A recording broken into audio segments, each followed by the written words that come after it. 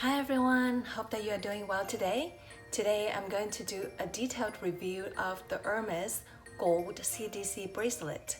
When I first got into designer fine jewelry, I was debating between the Cartier Love bracelet and the Hermes gold CDC bracelet. I came across many great videos on the Cartier Love bracelet, but I didn't see many on the Hermes bracelet, particularly the gold CDC bracelet. In the end, I chose the Hermes bracelet and I absolutely love it. I have it almost a year now. Today's video is to share what I learned about the bracelet and my thoughts on it, and hope it will help you make an informed purchase. I will first give an overview of the bracelet, then go over 3 pros and 3 cons, wear and tear, and wrap up with final thoughts whether it is worth it or not, and must shots that includes how to put on the bracelet and take it off. Like I said, it's going to be a detailed review video, so get a snack, get a drink, let's get started. So here she is. It came in with the Hermes orange box, and inside is another box.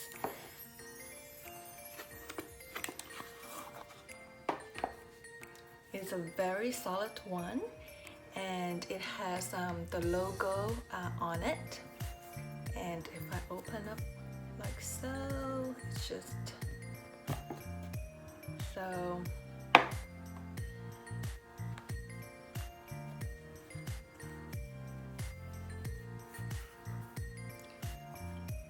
And the bracelet is sitting inside this brown velvet pouch. It's thick and soft. So mine is in the rose gold, size large. My wrist is actually quite small. If I measure from here to here all around, it's about 6 inches or 15.3 centimeter. I can definitely fit into the other 2 smaller sizes, but I went for the large because I like a loose fit.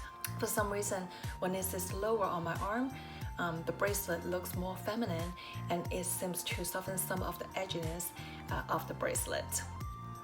The CDC bracelet, whether it is solid gold like the one I have or the silver or leather version, it is known for its O-ring and the signature pyramid studs.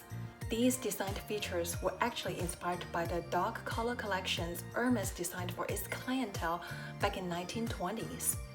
The hardware later got so popular that it was then incorporated into belts and eventually into the Hermes CDC bracelet we see today.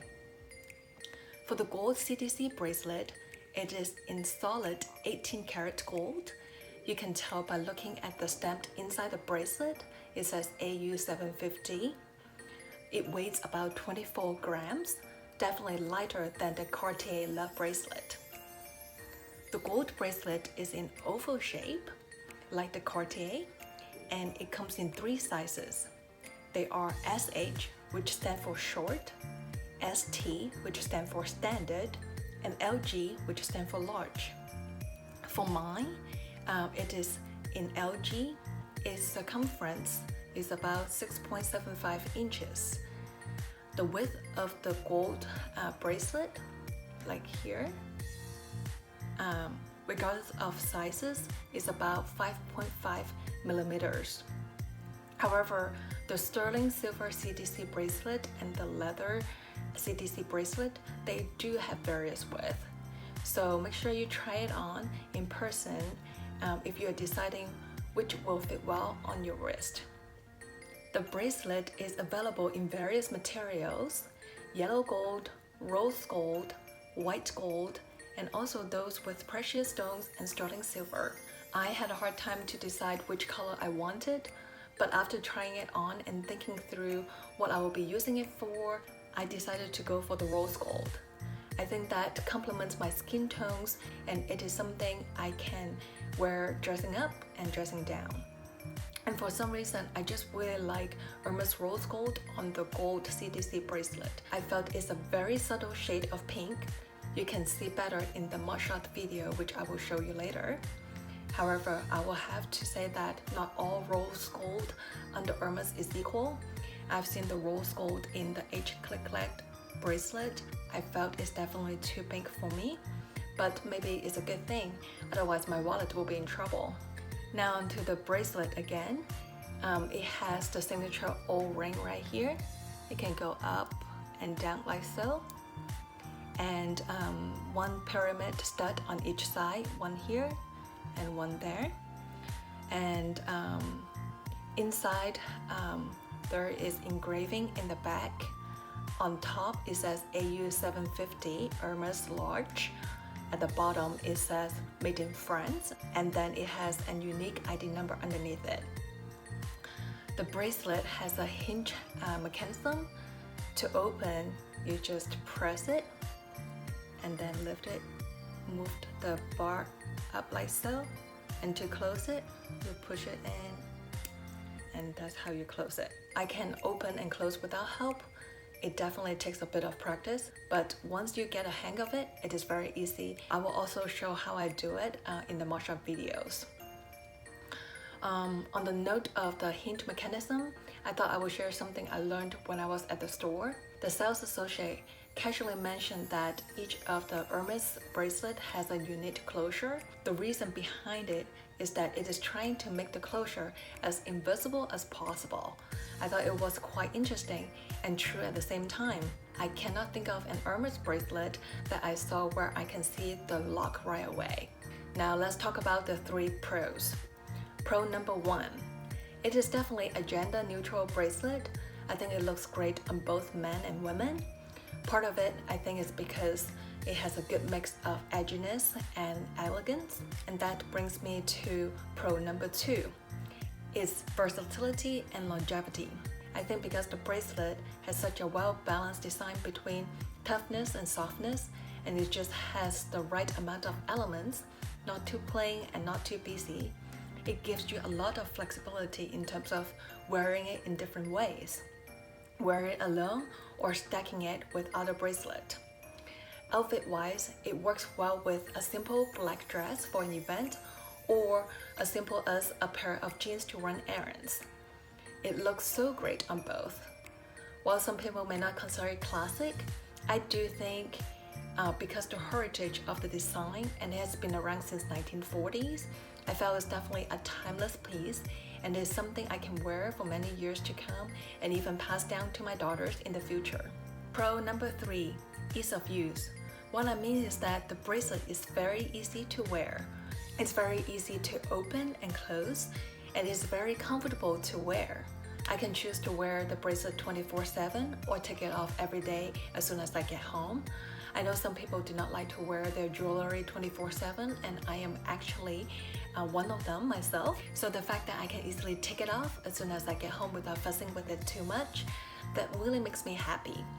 Another thing is the bracelet has the pyramid studs. At first I worried that my clothes may catch on it, but it turned out to be not a problem at all. As for the O-ring, obviously it can move up and down like so. It doesn't really make any, I would say, like a loud clicking sound. So during the day, I don't, even when I move my hand a lot, I did not hear any clicking sound at all. It is also lightweight. I know some people prefer weightier pieces for the price of the bracelet, which I will go over in a minute, but I personally prefer lighter jewelry. Lastly, it's really a peace of mind. I'm right-handed and I like to wear my bracelet on my right hand, so my bracelet has been through a lot, as you can imagine. Daily typing in front of the computer, picking up and carrying kids, running errands or going to the zoo. With all this going on, not once my bracelet comes loose. The lock is so secured that I don't have to worry about potentially losing the bracelet. I had various bangles that I have lost over the years, so now no matter how much I like the design, I don't consider buying any if there's a review out there that says the customer lost the bracelet because of their clasp. Con number 1, it is the price. It is a very expensive piece of jewelry. It is currently retailed for $7,150 US before tax. If I wear the bracelet every day, it would take me 20 years to average out the cost per wear to be $1 a day. That's a long time. The other thing is the resale value.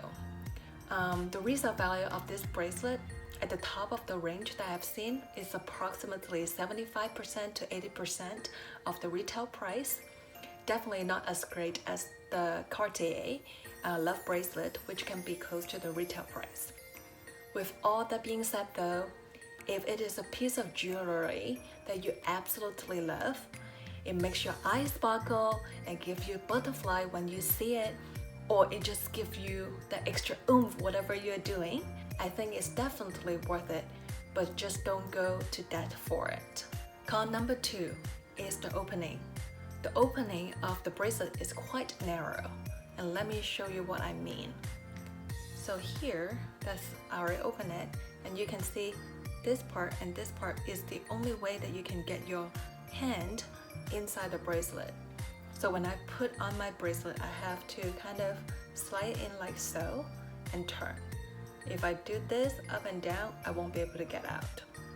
And again, when I take out my bracelet, I have to go like this. So even if I can go down 2 sizes, I define getting my hand in and out of the bracelet in those sizes to be not as easy as if I'm using my large size. Maybe I just have a thick wrist and not really a wide one. So again, trying on the bracelet to find the right fit is very important. If I had just gone with the measurement of my wrist, I would probably choose SH, which is short, and it will probably not work for me so well. Con number 3 is the oval shape of the bracelet. Where I'm from, most of the traditional fine jewelry is in the perfect circle shape. So those fine jewelry could be something someone wears since their teens, or something passed down from someone they love, so they never take off that special bracelet. Since the Hermes gold CDC is in oval shape, it may not stack very well over the regular circular bracelet because they don't line up as well. With that being said, you can always wear the oval bracelet on a different hand. But if you cannot wear it on a different hand, I want to point it out for you as something to consider. Now onto the wear and tear. I have had the bracelet almost a year now, and I had bought it pre-loved. The scratches on the bracelet is definitely inevitable. It is fine jewelry made out of 18 karat gold. Getting scratches, while some can be buffed out and some cannot, is really a natural character of the metal. And I will show you what my bracelet looked like up close in the mug shots. I know we pay a lot for the bracelet. We want to prolong the pristine stage as long as possible. Trust me, I know. I used to not using my treasured items because I was afraid I would ruin them. But one time, one of my treasured items got stolen. From then on, I know I cannot just keep it in my closet. I will need to use it and enjoy it. If something does happen, at least we have some good times together. Going back to the scratches, just like the first dent to a new car, it will be heartbroken, but you can do it. As time goes on and all the tiny little scratches get muddled together, the bracelet will just show character. It can be something that can be passed down to the next generation. With that being said though, there are things that you can do to help minimize the scratches. For example, if you are doing an activity that requires you to move your hands a lot and you want to keep your bracelet on, you can put a wristband on the bracelet. Other than scratches, the closure works great still, no issue. The lock is still as secured as the day I got it. My final thought on the bracelet is that it is a very well-made, good quality, timeless piece of fine jewelry.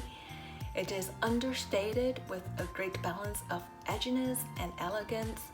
I really love the bracelet. I may not be wearing it 20 years from now to get to the cost per wear to be $1 per day, but I know it, I will wear it at least in the next 10 years. This is a wrap. More shots will follow shortly. I hope you find this video helpful. If you did enjoy it, please give me a thumbs up. I will see you in the next video. Bye now.